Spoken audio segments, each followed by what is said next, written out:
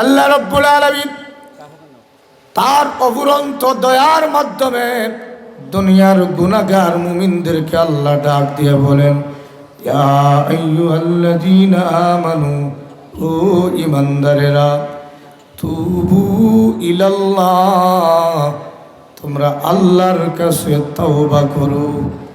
তাওবাতান নাসুহা, ফাঁকাভুক্ত তওবা করো। আল্লাহর কাছে তওবা করো, শর্ত হলো তাওবাতান নাসুহা, ফাঁকাভুক্ত তওবা করো। যদি এইভাবে ফাঁকাভুক্ত তওবা করতে পারো রে বান্দা, আসা রাব্বুকুম আন ইউকাফিরা আনকুম সাইয়্যাতিকুম, আশা করা যায় তোমাদের ফাঁকাভুক্ত তওবা তোমাদের জিন্দেগির গুনাহগুলোকে মোচন করে দিবে। সুবহানাল্লাহ। তাহলে বোঝা গেল, আরো সহজে বুঝাইতে একটু সহজ হবে। একটা মানুষ একটা কাপড় পরিধান করছে, সাদা কাপড়। কি কাপড়? সাদা কাপড়। একদিন, দুই দিন, তিন নম্বর দিন কালো হয়ে যায় ময়লার কারণে। এখন এই সাদা কাপড়ের ময়লা যদি কেউ দৌত করতে পারে না, দূর করতে পারে না, তাহলে এই কাপড়টা বিনাশ হয়ে যাবে। আরও 3 দিন পরার পরে আর পরতেই পারবে না, নষ্ট হয়ে যাবে। এজন্য দুনিয়ার বিজ্ঞানী তারা কাপড় দৌত করার জন্য একটা মেডিসিন তৈরি করছে, যার নাম হইল পাউডার। এবং বিভিন্ন ধরনের সাবান আছে, যেমন কামাল সাবান, বল সাবান, তিব্বত সাবান, হুইল সাবান। সাদা কাপড় দিয়ে ঘষা দিলেই ময়লা দূর হয়ে যায়। এই দুনিয়ার জগতে কাপড়ের ময়লা দূর করার জন্য বিজ্ঞান মেডিসিন তৈরি করলো, সাবান। আল্লাহ বুঝাই দে, বান্দারে, তোমাদের গুনার ময়লা দৌত করার জন্য আমি মেডিসিন তৈরি করছি, তার নাম হলো তাওবা। সুবহানাল্লাহ। এ দুনিয়ার মানুষ, জিন্দেগির গুনার ময়লা দূর করার জন্য আমি একটা মেডিসিন দিলাম, একটা আমল দিলাম রে বান্দা, যে আমলের নাম হলো তাওবা। এই তাওবাটা হলো তাওবাতান নাসুহা, ফাঁকাভুক্ত তওবা, খাঁটি তওবা। আল্লাহ জানায় দে, এ বান্দা, তোর গুনাহ মাফির জন্য আমি ব্যবস্থা দিলাম। যদি এই মরণের আগ পর্যন্ত খাঁটি তওবার মতো যদি তওবা করতে পারোস না, তাহলে আমি আল্লাহ, তোর ঈমান আছে কিন্তু গুনাহ আছে, গুনাহ মাফির জন্য জাহান্নামের আগুনের লোড়া রেডি রেখে দিয়েছি।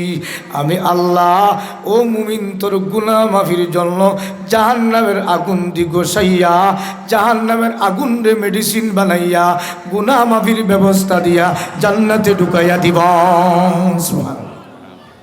তাহলে বোঝা গেল, একজন মানুষ যদি আজকে যারা ফজরের নামাজ পড়ছেন না, যারা ফজরের নামাজ পড়েন নাই, হাত তুললে দেখা যাবে যে কিছু মানুষ আছে ফজরের নামাজ হয় নাই। ফজরের নামাজ যারা কাজা করেছেন, এদের জন্য কি পরিমাণ জাহান্নামের আগুনের রেডি। আল্লামা জাকারিয়া রহমতুল্লাহ হাদিসের সামনে ব্যাখ্যা দিয়ে বুঝাইছেন, এটা হাদিস না। যদি কোনো মুমিন একটা ওয়াক্ত নামাজ কাজা করে ফেলে, তাহলে 2,88,00,000 বছর শুধু একক নামাজের কারণে জাহান্নামের আগুনে জ্বলবে। এটা হলো গবেষণা, এটা হলো গবেষণা।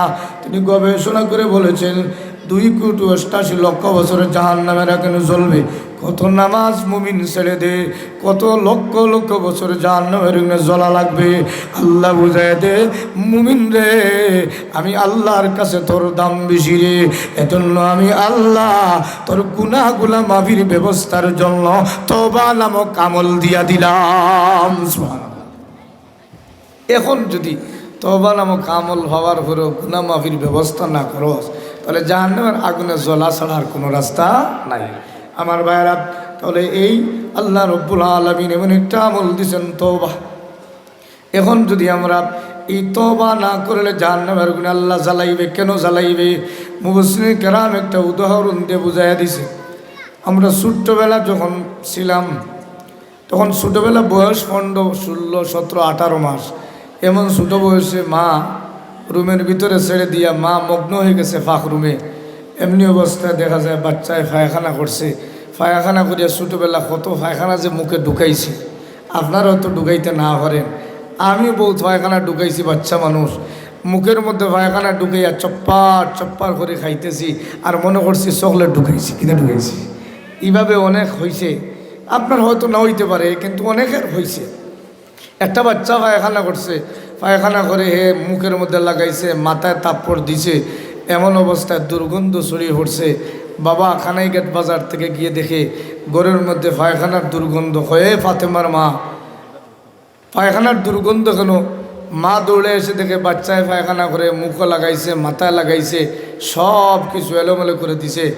মার রাগ উঠছে পায়খানা দেখে, হাতের ডানার মধ্যে ধরছে, লটকাইয়া রাখছে। এখন নিচে ছাড়লে বাচ্চা দৌড় দিয়া অন্য জায়গা নষ্ট করে দিবে। মা ডানার মধ্যে ধরছে, দড়িয়া কুলে নেয় না, অথচ মার মায়া বেশি না কম? মায় কুলে নেয় না, ওই কুলে নিলে আমি নষ্ট, কুলে নিলে আমার যে 1200 টাকার জামা আছে নষ্ট, তাহলে বাচ্চার পায়খানা লাগলে আমি নষ্ট, ছেড়ে দিলে বিছনার খাবার নষ্ট, মাটি নষ্ট, ডাকনার মধ্যে ধরে রাখছে। মুফাসসিরিন কেরামগণ বলেন মার কি মায়া নাই? মার কি? এখন এই যে ডাকনার মধ্যে লটকাইয়া ধরছে, মায়ায় না বিনা মায়ায়? কিতা হইন? মায়ায়। মায়া ডাকনার মধ্যে ধরছে আর ডাক দিয়ে কয়ে ফাতেমার আব্বা যাও টিউবওয়েল থেকে এক বালতি পানি আনো, বাচ্চারে গোসাইয়া দিতে হবে, ময়লা দূর করাই লাগবে, না করলে কুলে নেওয়া যাবে না, না করলে বিছনায় উঠানো যাবে না, ময়লা দূর করাই লাগবে, যেহেতু ময়লা লেগে গেছে। ফাতেমার আব্বা গেছে বালতি দিয়ে পানি আনছে। মায়ে কয়ে এর একটা কাজ করু। কি কাজ? বলে এই ময়লাগুলো হাত দিয়ে গোসাইলে পায়খানার অ্যাকশন বেশি, হাতের মধ্যে দুর্গন্ধ থাকবে, এজন্য নতুন অগ্রহায়ণ মাস খেরের লুড়া একটা নিয়ে আসো, নতুন খের আছে একটা খেরের লুড়া নিয়ে আসো। বাবায় খেরের লুড়া নিয়ে আসছে। নতুন খের শক্ত না নরম? জুড়ে বলেন। শক্ত। বাচ্চা নতুন, চামড়া শক্ত না নরম? নরম। এখন মায় খেরের লুড়া হাতে নিয়ে বাচ্চার পায়খানার মধ্যে যেমনি ঘষা দিছে, বাচ্চার আরাম লাগছে? কি মনে করেন? কষ্ট লাগছে? খেনে মায়ায় না দুশ্মনী? কি মনে করেন? মায়া। এখন মায় গোসা দিছে আর বাচ্চায় আম্মা, ব্যথা লাগছে আম্মা। মার রাগ উঠছে, যেমনি আম্মা হয়েছে হলজা টাস করে লাগছে, হয় আম্মা আম্মা ডাকিস না, একটা দিমু ঠিক করবো, খেলে পায়খানা করলে, খেলে পায়খানা করলে। মায় আরো কুদাম দে, তার মহব্বতের কারণে বাচ্চায় আম্মা হইতে কুদাম দে। আল্লাহ বুঝাই দে তোর মার মায়ের চাইতে আমি আল্লাহর লক্ষ কোটি গুণ মায়া। সুবহানাল্লাহ। এজন্য তোর মার খেরের লুড়া দিয়া গুনার গোসানোর জন্য মায় খেরের লুড়া নে, আমি আল্লাহ তোর গুনাগুল ময়লাগুলা গোসানোর জন্য তওবার লুড়া দিলাম। সুবহানাল্লাহ।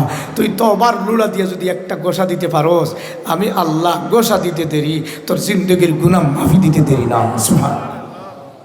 আমার ভাইরা, এজন্য আল্লাহ রব্বুল আলামিন বুঝায় দে, তওবার মতো যদি কেউ তওবা করে, আশা রব্বুকুম, আশা করা যায় তোমার রব, আইয়ুকাফিরা আনকুম সাইয়্যাতিকুম, তোমাদের পিছনের যত জিন্দেগির গুনাহ আছে সমস্ত জিন্দেগির গুনাহগুলা মোচন করে দিবে। এই দুনিয়ার জগতে মানুষ কোনো লিপিবদ্ধ থাকলে মোচন হয় না, মানুষের নষ্ট হয় না, তার খাতার মধ্যে সব কিছু থাকে।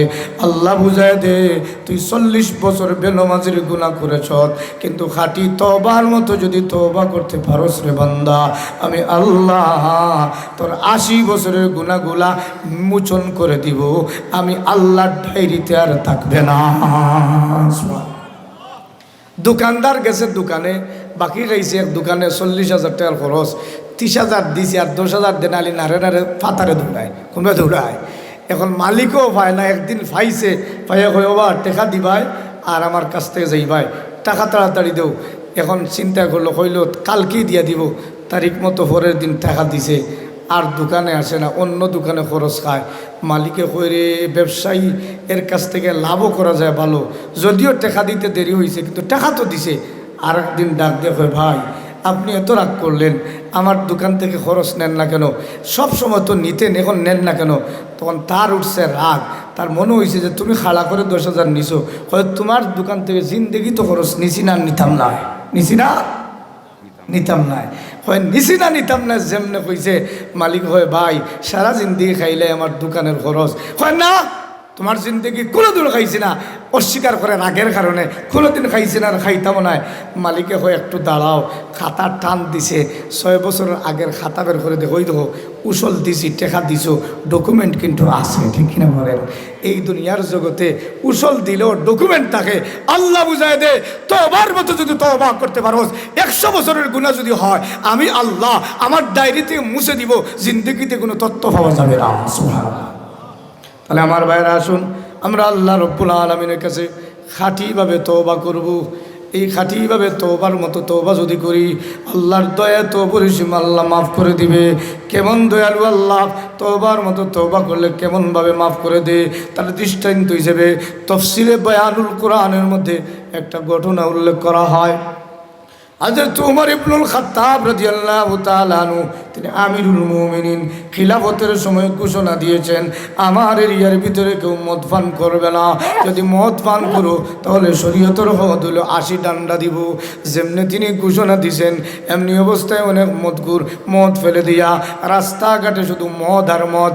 হযরত ওমরের শাসন গরম, মদকুর আর মদ খায় না, কিন্তু একটা মদকুর সে চিন্তা করে আমি মদ না খাইলে আমার অসুবিধা হয়, তাহলে চিন্তা করে হয় মদ না খাইলে মরতাম, তে খাইয়া মরা বালা, খাইয়া মরা নাউজুবিল্লাহ, কয় মদ না খাইলে মরতাম, অসুবিধা হইতো, তে খাইলাই না, খাইয়া কি তৈব?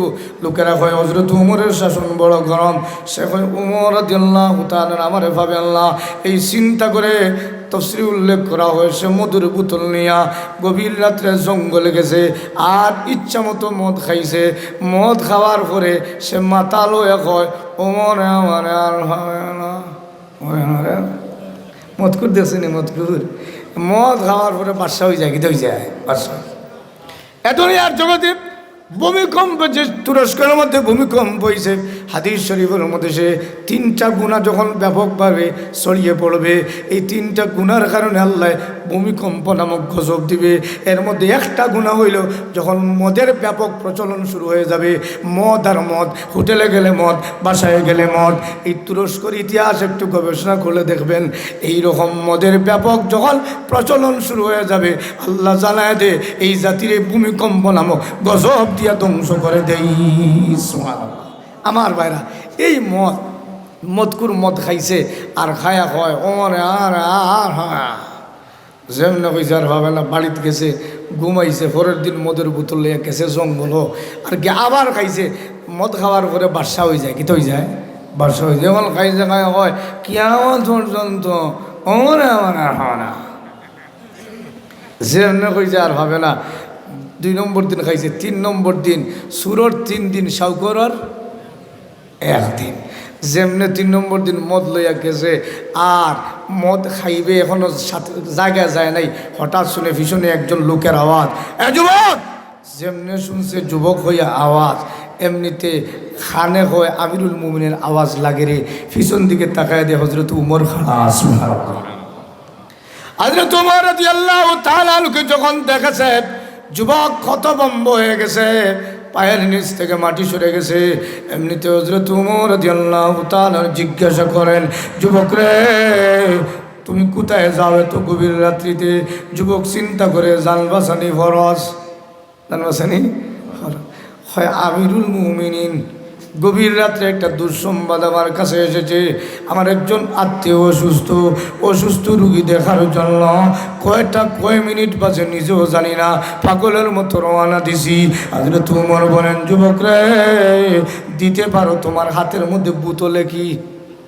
বোতলে যেমনি বোতল দেখে ফেলেছেন, যুবক চিন্তা করে, অন্ধকার রাত্রি তো বোতল দেখবেন না, কিন্তু যেমনি বোতলের কথা বলেছেন, যুবক চিন্তা করে বাঁচার জন্য চেষ্টা করছে, দেখি না শেষ পর্যন্ত বাঁচতে পারি কি। আমিরুল মুমিনিন, গভীর রাত্রে আমার অসুস্থ রোগীর জন্য কিছুই পাই না, ঘরের মধ্যে গরুর দুধ ছিল, বোতলে ঢুকাইছি। নাউজুবিল্লাহ। কিতা ঢুকাইছি? গরুর দুধ ছিল, বোতলে ঢুকাইছি, এজন্য রুগীর জন্য নিয়ে যাচ্ছি। হযরত ওমর বলেন, যুবক রে তোমার বিবরণ সত্য হতে পারে, কিন্তু এই গভীর রাত্রিতে তোমার দুধের বোতল পরীক্ষা করা লাগবে। যেমনে হয়েছে দুধের বোতল পরীক্ষা লাগবো, মাথা ঘুরায় মরার পরীক্ষা দেওয়া লাগবে। তার পরীক্ষা মরার পরীক্ষা দেওয়া লাগবো, আর বাঁচার সুযোগ নাই। যুবক এমনি অবস্থায় চিন্তিত হয়ে গেছে। হযরত উমর রাদিয়াল্লাহু তাআলা বলেন, যুবক রে আমার হাতে দিয়া দাও। হযরত উমর রাদিয়াল্লাহু তাআলা হাতে বোতলটা দিয়া দিছে। মাথা ঘুরায় কয় আর বাঁচার কোনো সুযোগ নাই। এমনি অবস্থায় যুবক আসমানের দিকে তাকায় হয়, আমার মাওলা উমরের ক্ষমতা দিছো, কিন্তু আসল ক্ষমতা তোমার। সুবহানাল্লাহ। দিছে আল্লাহর এক প্রশংসা করিয়া কই উমরের ক্ষমতা দিছো, কিন্তু আসল ক্ষমতা কার? আল্লাহ। এটা জাতা খাইয়া বুঝে, এর আগে বুঝে না, জাতা খাইয়া বুঝে। এজন্য দুনিয়ার যত জালিম আছে আল্লাহ জালিমরে জাতা দে, কিন্তু এই সময় জালিমের তওবা করে, এই সময় জালিমর তওবা কবুল হয় না। কারণ ফেরাউন রে খালি বাহাদুরি করছে, কয় আনা রব্বুকুমুল আলা, আমি সবচেয়ে বড় খোদা। আর এরপরে কয় আমি মারনেওয়ালা বাঁচানেওয়ালা। আল্লাহ কয় তুই না আমি জাতা দিলে বুঝবো। ফেরাউন রে যখন লোহিত সাগরের মধ্যে আল্লাহ জাতা দিছে, আল্লাহ বলেন হাত্তা ইদা আদরাকাহুল গারাক, যখন লোহিত সাগরের পানি তাকে পাকড়াও করে ফেললো। হাত্তা ইদা আদরাকাহুল গারাকু ক্বালা আমানতু আন্নাহু লা ইলাহা ইল্লাল্লাযী আমানাত বিহি বানু ইসরাঈল ওয়া আনা মিনাল মুসলিমিন। জাতা খাইয়া কয় মুসলমান, কিতা কয়? এখন কয় মুসলমান। এখন যেমনে কইছে মুসলমান, হাদিস শরীফের মধ্যে জিবরাইল বলেন, ইয়া রাসূলুল্লাহ, আমি ওই দিন বড় চিন্তিত ছিলাম যেদিন আল্লাহ ফেরাউনরে লোহিত সাগরে জাতা দিছিলেন। আল্লাহ রসুল বলেন কিভাবে চিন্তিত ছিলে? ইয়া রাসূলুল্লাহ, যেই দিন ফেরাউনরে আল্লাহ জাতা দিছিল, আর হে আল্লাহ রব্বুল আলমিনের কাছে ওয়াদা দিছে, মুসলমান হয়েছে, আর আমার মনে হয়েছে যে আল্লাহ মনে আজকেও তারে ছেড়ে দিবে। এজন্য যাতে আল্লাহরে আরেকবার ডাকতে না পারে, আমি লোহিত সাগরের খালফ এক মুখ ঢুকাই দিয়েছি। সুবহানাল্লাহ। জিবরাইল বলতেছেন আবার আল্লাহরে ডাকলে আল্লাহর দয়া বেশি, আল্লাহর দয়া বেশি। যেমনে কইছে আনা মিনাল মুসলিমিন, আল্লাহর দয়া লাগিতে পারে, যা মুসলমান হয়েছে মাফ করে দিই। জিবরাইল বলল ওই দিন আমি বড় চিন্তিত ছিলাম, যদি আল্লাহরে আবার ডাকিলায় আল্লাহর দয়া বেশি, আল্লাহ মাফ করে দিবা। এজন্য যাতে আল্লাহরে আর ডাকতো না পারে, আমি লোহিত সাগরের খালাফে ঢুকাই নিছি। সুবহানাল্লাহ। আমার বাপ, এই দয়ালু আল্লাহ, যে দয়ালু আল্লাহর ব্যাপারে জিবরাইল বলেন আল্লাহর দয়া তো বেশি।